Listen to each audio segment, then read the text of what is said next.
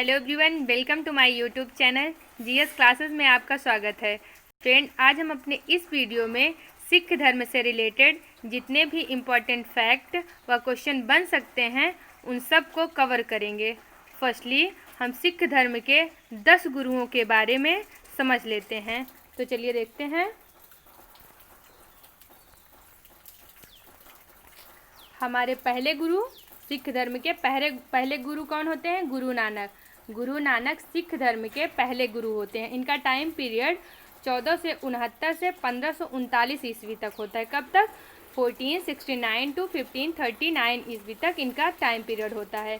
सिख धर्म के संस्थापक गुरु नानक देव को सिख धर्म का संस्थापक माना जाता है।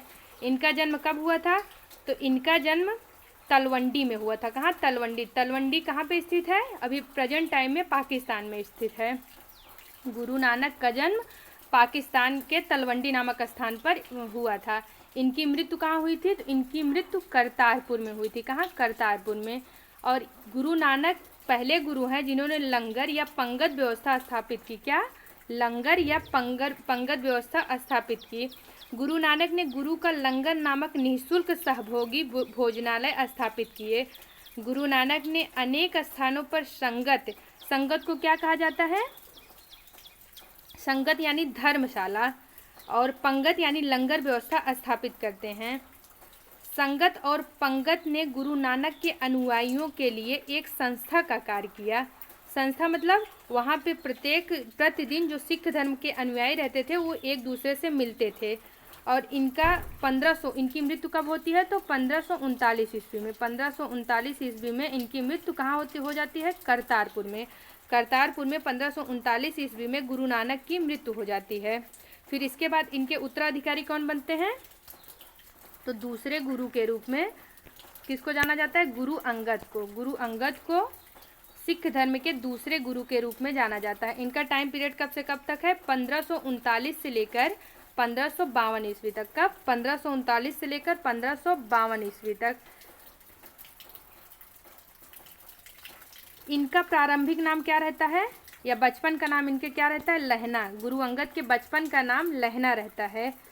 और गुरु अंगद के द्वारा ही गुरुमुखी लिपि का आविष्कार किया जाता है। किस लिपि का? गुरुमुखी लिपि का। एक क्वेश्चन बहुत बार पूछा गया है कि गुरुमुखी लिपि का आविष्कार किस सिख गुरु के द्वारा किया जाता है? तो गुरु अंगद के द्वारा गुरुमुखी लिपि का आविष्कार किया जाता है। और जो फर्स्ट गुरु के द्वारा लंगर व्यवस्था स्थापित की जाती है उसको अस्थायी बनाने का कार्य कौन करते हैं? तो गुरु अंगद करते हैं। गुरु अंगद लंगर व्यवस्था को अस्थायी बनाने का कार्य करते हैं। इसके बाद हमारे तीसरे गुरु अमरदास। कौन? गुरु अमरदास होते हैं। इनका टाइम पीरियड 1552 से लेकर 1574 ईस्वी तक। कब? 1552 से लेकर 1574 ईस्वी तक। गोविंदवाल में अपनी गद्दी स्थापित की। कहाँ पे? गोविंदवाल में। गुरु अमरदास यानी तीसरे गुरु अमरदास ने गोविंदवाल में अपनी गद्दी स्थापित की। और गुरु अमरदास से मिलने कौन जाता है? अकबर। अकबर गुरु अमरदास से मिलने जाते हैं और उनकी पुत्री यानी अमरदास की पुत्री बीबी भानी को 500 बीघा भूमि दान देते हैं। कई बार क्वेश्चन में पूछा गया है कि अकबर द्वारा किसकी पुत्री को 500 बीघा भूमि दान दी जाती है? तो गुरु अमरदास की पुत्री बीबी भानी को 500 बीघा भूमि दान में दी जाती है। इसके बाद अगले गुरु यानी 4th नंबर के गुरु कौन आते हैं? तो गुरु रामदास। कौन? गुरु रामदास आते हैं। इनका टाइम पीरियड कब से कब तक है? तो 1574 से लेकर 1581 ईस्वी तक। 1574 से लेकर 1581 ईस्वी तक गुरु रामदास का टाइम पीरियड रहता है। ये क्या करते हैं? ये जो इनकी बीबी भानी है वो उनके जो अकबर के द्वारा उनको भूमि प्रदान की गई थी तो उसी भूमि पर अमृतसर नगर बसाते हैं। क्या? अमृतसर नगर बसाते हैं। कौन? बीबी भानी के पति गुरु रामदास। इसके बाद इन्हीं के टाइम पीरियड से ही गुरु का पद जो है वो पैतृक हो जाता है। मतलब इनके पुत्र क्या बनते हैं? गुरु के अगले गुरु बनते हैं। इनके बाद जो गुरु का पद है वो इनके पुत्र संभाल लेते हैं। ये क्वेश्चन कई बार पूछा गया है कि किस गुरु के शासनकाल में गुरु का पद जो है पैतृक बनता है? तो चौथे गुरु रामदास के शासनकाल से गुरु का पद पैतृक बना दिया जाता है हमारा। इसके बाद 5वें गुरु हैं पांचवें गुरु, ये बहुत इंपॉर्टेंट है और सबसे ज़्यादा अगर क्वेश्चन पूछा जाता है तो पांचवें गुरु गुरु अर्जुन देव से ही पूछा जाता है। कई बार तो ये भी पूछा जाता है कि गुरु अर्जुन देव किस नंबर के गुरु हैं या फिर पांचवें गुरु कौन है, तो गुरु अर्जुन देव हैं पांचवें गुरु। और इनका टाइम पीरियड कब से कब तक है? 1581 से लेकर 1606 ईस्वी तक का। 1581 से लेकर 1606 ईस्वी। उन्हें सच्चा पादशाह या फिर कहीं कहीं बादशाह, सच्चा पादशाह व सच्चा बादशाह कहा जाता है। जो अमृतसर नगर की स्थापना किसके द्वारा कराई जाती है? तो चौथे गुरु रामदास के द्वारा अमृतसर नगर की स्थापना कराई जाती है। वहीं पांचवें गुरु गुरु अर्जुन देव के द्वारा अमृतसर में एक तालाब के मध्य हरमिंदर साहब का निर्माण कराया जाता है। किसका? एक तालाब के मध्य हरमिंदर साहब का निर्माण यानी गोल्डन टेम्पल। अमृतसर नगर कौन बसाता है? तो चौथे गुरु रामदास बनाते हैं। वहीं अमृतसर में गोल्डन टेम्पल कौन बनाता है? तो पांचवें गुरु गुरु अर्जुन देव बनाते हैं। और 1604 ईस्वी में आदि ग्रंथ की रचना करते हैं। कौन? 1604 ईस्वी में गुरु अर्जुन देव आदि ग्रंथ की रचना करते हैं। आदि ग्रंथ के बारे में एक छोटा सा पॉइंट है कि गुरु ग्रंथ साहिब यानी आदि ग्रंथ के में सिख गुरुओं के साथ साथ कबीर, नामदेव एवं रैदास की रचनाओं को भी सम्मिलित किया गया है। किसके? कबीर, रामदास एवं नामदेव के भी रचनाओं को सम्मिलित किया गया है आदि ग्रंथ में। आदि ग्रंथ में क्या है कि फर्स्टली तो सिख गुरु, जितने भी सिख गुरु हैं उनके बारे में, जो भी उनका कार्यकाल है उनके बारे में बताया गया है। और इसके बाद किसको? कबीर, नामदेव एवं रैदास की रचनाओं को भी सम्मिलित किया गया है। इसके बाद 1606 ईस्वी में जहांगीर के द्वारा इनको मृत्युदंड दे दिया जाता है। किसके द्वारा?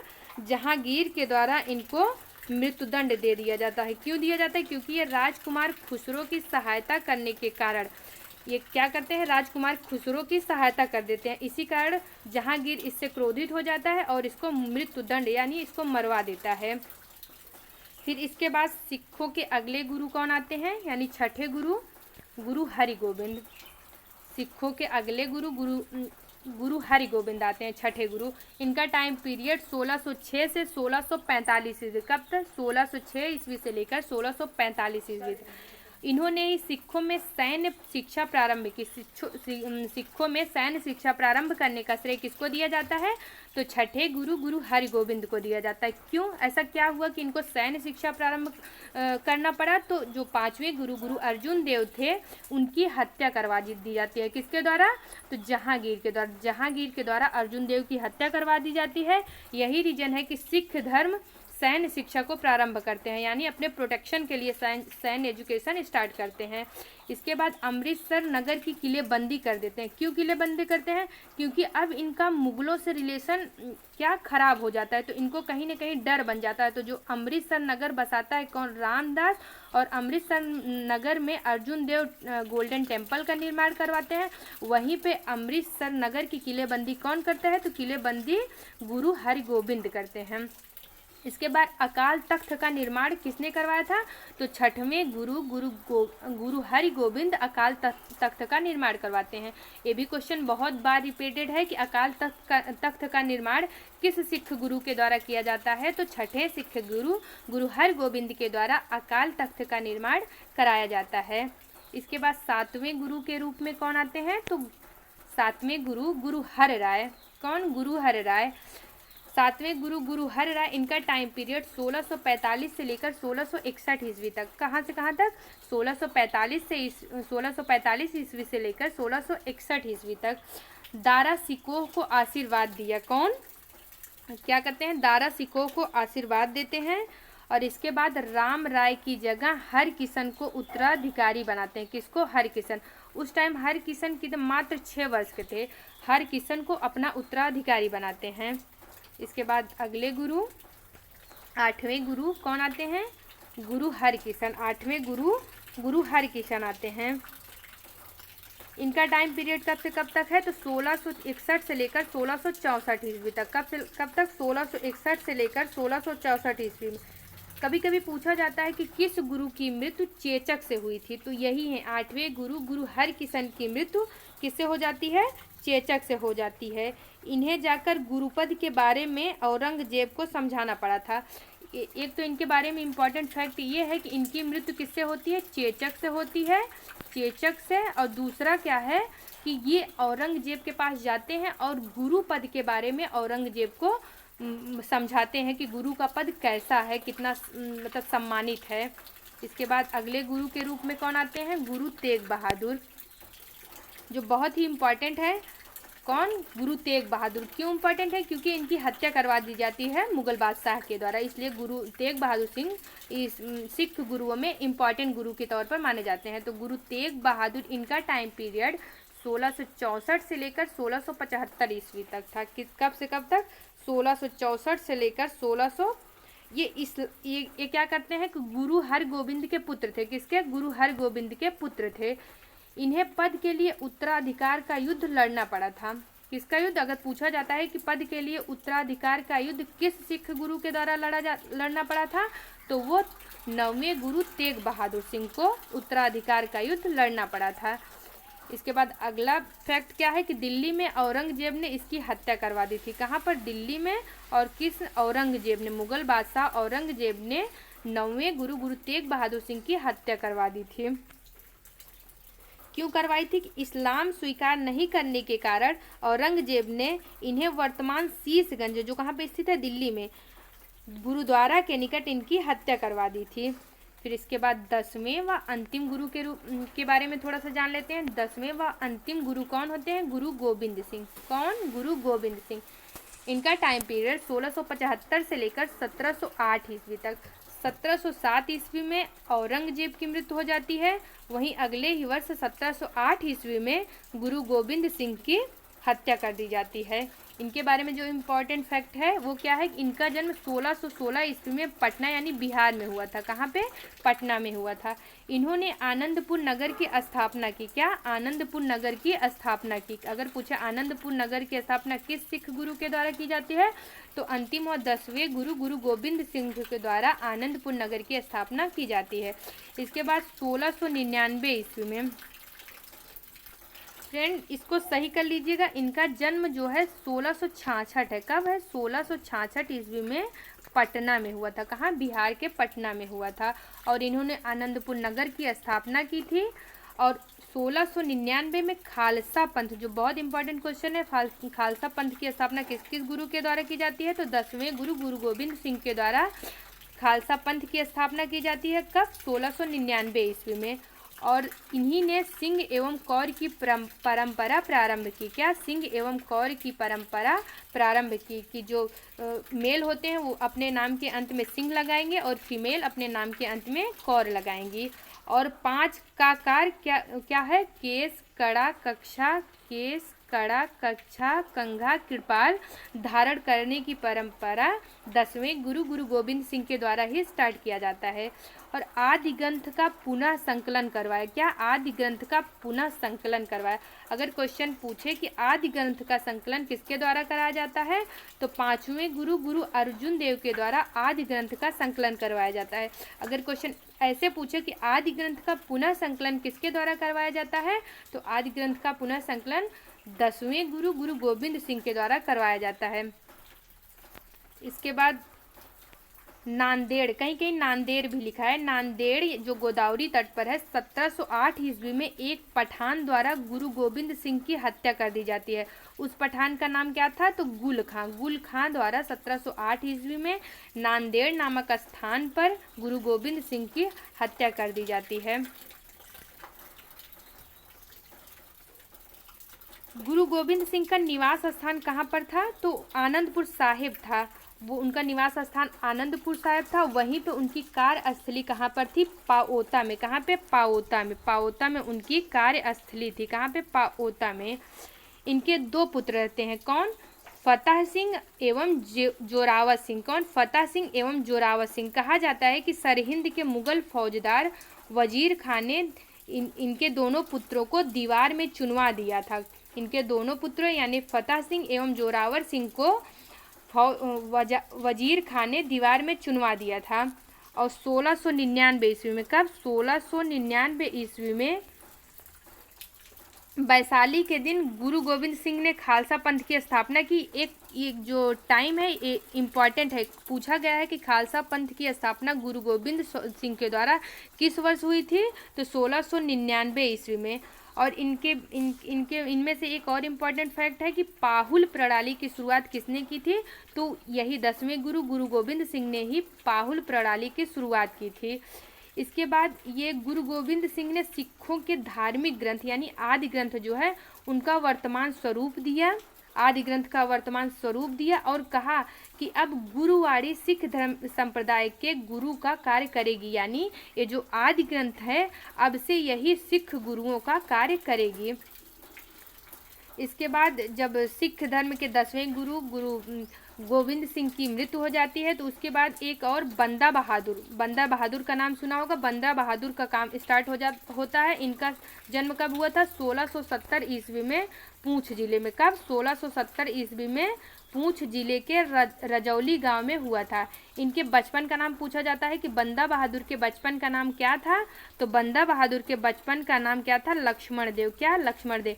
और इनके पिता का नाम रामदेव भरद्वाज राजपूत था। बंदा का उद्देश्य पंजाब में सिख राज्य स्थापित करना था। इसके लिए इन्होंने लौहगढ़ को राजधानी बनाया था। किसको, बंदा बहादुर ने लौहगढ़ को अपनी राजधानी बनाया था, लौहगढ़ को राजधानी। इन्होंने गुरु नानक एवं गुरु गोविंद सिंह नाम के सिक्के चलवाए थे। कई बार पूछा गया है कि किसके द्वारा गुरु नानक एवं गुरु गोविंद सिंह के नाम के सिक्के चलवाए गए हैं, तो बंदा बहादुर के द्वारा, जिनका बचपन का नाम क्या है, लक्ष्मण दास है। बंदा ने सरहिंद के मुगल फौजदार वजीर खां की हत्या कर दी। वजीर खां की हत्या कर दी। वो वजीर खान कौन थे, जिसकी हत्या गुरु गोविंद सिंह के पुत्र, जो गुरु गोविंद सिंह के पुत्र की हत्या करता है उसकी हत्या बंदा बहादुर कर देता है। फिर इसके बाद जो मुगल बादशाह फर्रुखसियर के बारे में हमने इसके पहले की वीडियो में देख लिया था कि फर्रुखसियर जो है 1717 ईस्वी में वो किसी रोग से ग्रसित था, तो उस बीमारी का इलाज इंडिया में पॉसिबल नहीं था, तो उसका इलाज कौन करता है, एक ब्रिटिश डॉक्टर करता है। जब ब्रिटिश डॉक्टर द्वारा फर्रुखसियर का इलाज किया जाता है तो फर्रुखसियर ठीक हो जाता है और इसका बदला या फिर इसका एहसान वो कैसे चुकाता है कि बंगाल या फिर सूरत को लगभग मामूली सी रकम के साथ ब्रिटिश ईस्ट इंडिया कंपनी को टैक्स फ्री व्यापार करने की अनुमति दे देता है। कौन देता है, तो मुगल बादशाह फर्रुखसियर देता है। कब, 1717 ईस्वी में। फिर बंदा की मृत्यु के बाद सिख कई छोटे छोटे टुकड़ों में बंट जाते हैं। क्या, कई छोटे छोटे टुकड़ों में बंट जाते हैं। 1748 ईस्वी में कर्पूर सिंह की पहल पर सभी सिख टुकड़ियों का दल खालसा में विलय हो जाता है। इसके बाद ये जो दल खालसा हैं वो 12 दलों में विभाजित हो जाते हैं, जिसमें से एक सुकर चकिया मिसल या फिर 12 मिसल में सुकर चकिया मिसल, जिसके रणजीत सिंह सुकर चकिया मिसल से संबंधित रहते हैं, उनके बारे में पढ़ेंगे। अब चलते हैं, देख लेते हैं इस सिख धर्म से रिलेटेड जितने भी इम्पॉर्टेंट क्वेश्चन या फिर सिख आंग्ल युद्ध के बारे में जो भी इम्पॉर्टेंट क्वेश्चन पूछे गए हैं उन सबको कवर करते हैं। तो हमारा फर्स्ट क्वेश्चन है, सिख धर्म का संस्थापक है, सिख धर्म के संस्थापक कौन है, तो गुरु नानक। गुरु नानक को सिख धर्म का संस्थापक माना जाता है। हमारा अगला क्वेश्चन है, किस सिख गुरु ने गुरु नानक की जीवनी लिखी थी। किस सिख गुरु ने गुरु नानक की जीवनी लिखी थी, तो 5वें गुरु गुरु अर्जुन देव ने सिख गुरु नानक की जीवनी लिखी थी। हमारा अगला क्वेश्चन है, सिखों के सैन्य संप्रदाय खालसा पंथ का प्रवर्तन किसे माना जाता है, तो 10वें व अंतिम गुरु गुरु गोविंद सिंह को खालसा पंथ का प्रवर्तक माना जाता है। हमारा अगला क्वेश्चन है, आदि ग्रंथ किसने संकलित की थी। आदि ग्रंथ किसने संकलित किया था, तो किसने किया था, गुरु अर्जुन देव। गुरु अर्जुन देव यानी पांचवें गुरु गुरु अर्जुन देव ने आदि ग्रंथ का संकलन किया था। और इसे पुनः संकलन कौन किया था, तो इसे पुनः संकलित 10वें गुरु गुरु गोविंद सिंह के द्वारा किया जाता है। हमारा नेक्स्ट क्वेश्चन है, रणजीत सिंह ने सुप्रसिद्ध कोहनूर हीरा प्राप्त किया था। रणजीत सिंह ने सुप्रसिद्ध कोहनूर हीरा किससे प्राप्त किया था, तो शाह शुजा से। किससे, शाह शुजा से प्राप्त किया था। हमारा नेक्स्ट क्वेश्चन है, महाराजा रणजीत सिंह के उत्तराधिकारी थे। महाराजा रणजीत सिंह के उत्तराधिकारी कौन थे? तो खड़क सिंह। महाराजा रणजीत सिंह के उत्तराधिकारी खड़क सिंह थे। हमारा नेक्स्ट क्वेश्चन है, रणजीत सिंह किस मिसल से संबंधित थे? रणजीत सिंह किस मिसल से संबंधित थे? तो सुकरचकिया मिसल से। किससे? सुकरचकिया मिसल से संबंधित थे। मिसल अरबी भाषा का शब्द है। किस अरबी भाषा का शब्द है जिसका अर्थ क्या होता है कि समान? मिसल अरबी भाषा का शब्द है जिसका अर्थ समान होता है। हम चलते हैं आज के नेक्स्ट क्वेश्चन पे। किस सिख गुरु ने विद्रोही राजकुमार खुसरो की सहायता धन एवं आशीर्वाद से की थी? खुसरो की सहायता किस सिख गुरु के द्वारा की जाती है? तो गुरु अर्जुन देव के द्वारा। किसके द्वारा? गुरु अर्जुन देव के द्वारा। यही रीजन है कि 5वें गुरु गुरु अर्जुन देव को जहांगीर ने खुसरो की सहायता करने के लिए, यानी जो अर्जुन देव ने खुसरो की सहायता की थी, इसीलिए जहांगीर इसको फांसी पे चढ़वा देते हैं। किसको? गुरु अर्जुन देव के। चलते हैं आज के नेक्स्ट क्वेश्चन पे। गुरु अर्जुन देव की हत्या किस मुगल शासक द्वारा की जाती है? गुरु अर्जुन देव की हत्या किस मुगल शासक द्वारा की जाती है? तो जहांगीर के द्वारा। किसके द्वारा? जहांगीर के द्वारा। हमारा नेक्स्ट क्वेश्चन है, किसकी समाधि के कारण नांदेड़ गुरुद्वारा सिखों द्वारा पवित्र माना जाता है? किसकी समाधि के कारण नांदेड़ गुरुद्वारा सिखों द्वारा पवित्र माना जाता है? तो गुरु गोविंद सिंह। गुरु गोविंद सिंह का समाधि कहाँ पे है? तो नांदेड़ में है। कहाँ पे? नांदेड़ में। इसीलिए नांदेड़ गुरुद्वारा को पवित्र स्थल माना जाता है सिखों का। हमारा नेक्स्ट क्वेश्चन है, किस सिख गुरु ने प्रत्येक सिख दशांश धार्मिक कर वसूल करना आरंभ किया? किस सिख गुरु ने दशांश नामक धार्मिक कर वसूल करना आरंभ किया एवं साधु वेश त्याग कर राजसी वेश पहनना आरंभ किया? तो कौन था? तो वो 5वें गुरु गुरु अर्जुन देव थे। कौन? 5वें गुरु गुरु अर्जुन देव, जो क्या करते हैं, वो राजाओं का वस्त्र पहनना धारण करते हैं। इसके पहले क्या थे? इसके पहले के जो सिख गुरु थे वो साध्वी वेश धारण करते थे, लेकिन गुरु अर्जुन देव और राजसी वेश धारण करने वाले पहले सिख गुरु होते हैं। हमारा नेक्स्ट क्वेश्चन है, किस सिख गुरु ने कहा था सरदाद सिरे नादाद? सरदाद सिरे नादा अर्थात मैंने सिर कटवा दिया लेकिन अपना रहस्य नहीं बताया। मैंने सिर कटवा दिया लेकिन अपना रहस्य नहीं बताया। वो कौन कहे थे? तो 9वें सिख गुरु गुरु तेग बहादुर। कौन? 9वें सिख गुरु गुरु तेग बहादुर। इसकी हत्या किसके द्वारा की जाती है?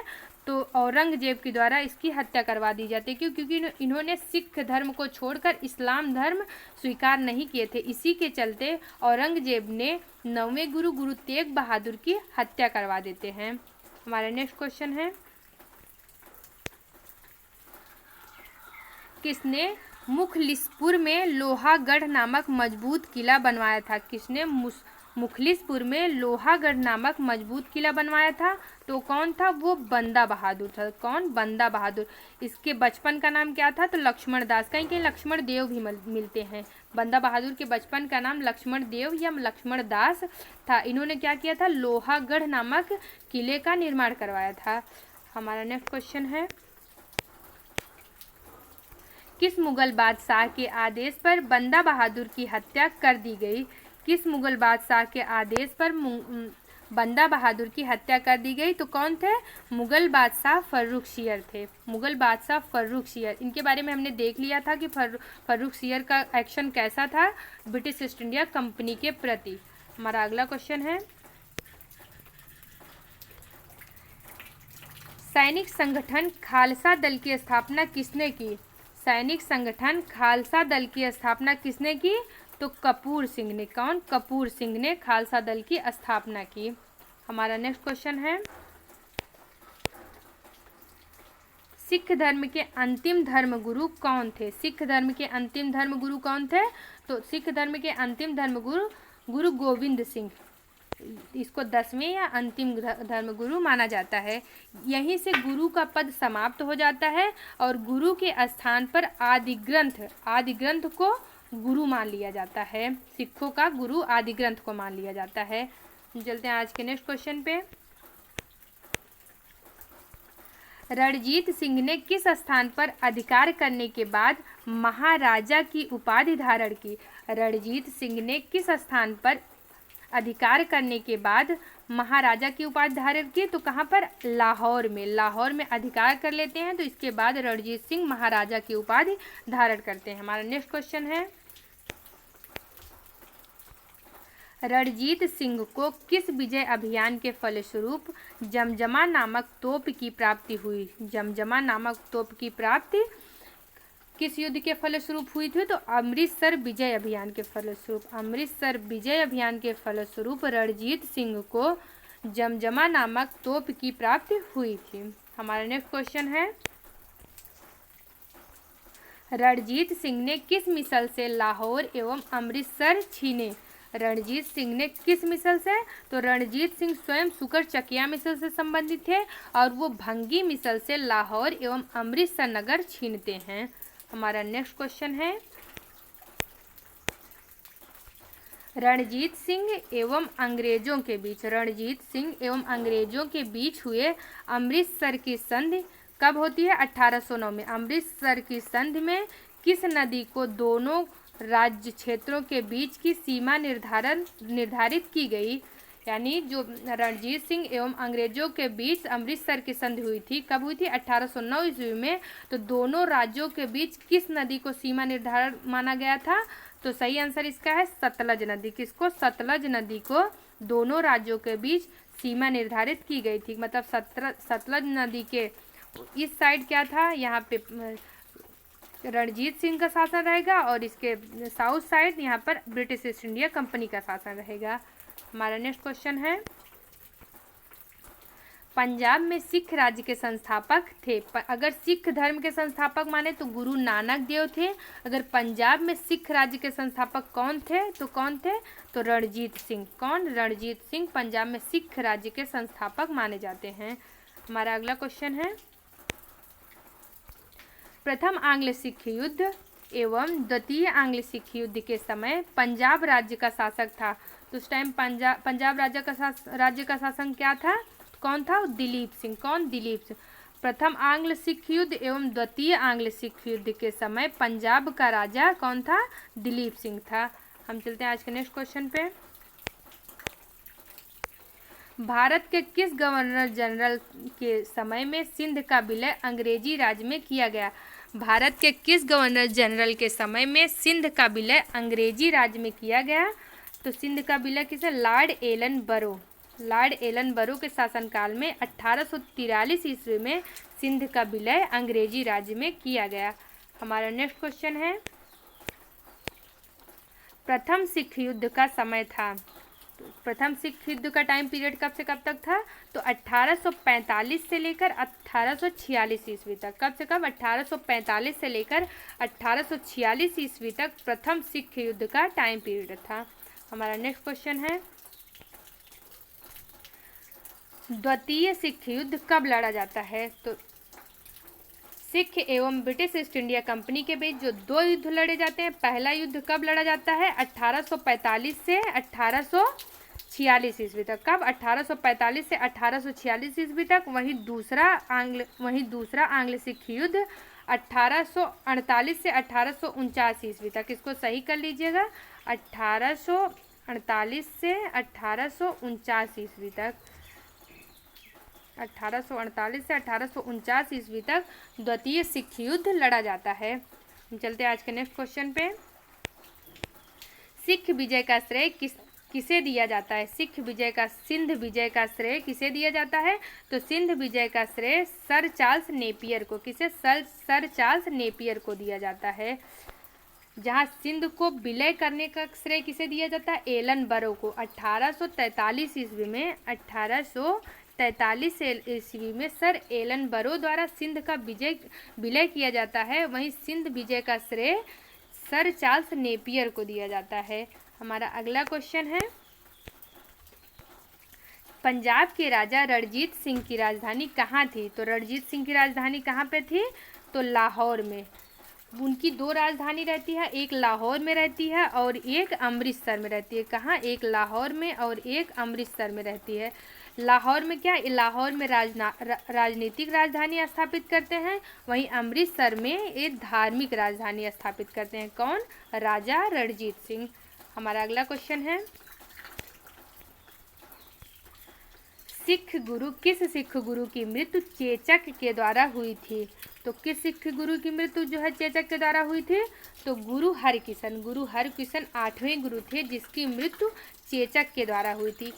गुरु हरकिशन के द्वारा ही औरंगजेब को सिख गुरु के पद के बारे में बताया जाता है या फिर उन सिख गुरु के पद के बारे में समझाया जाता है। हमारा अगला क्वेश्चन है,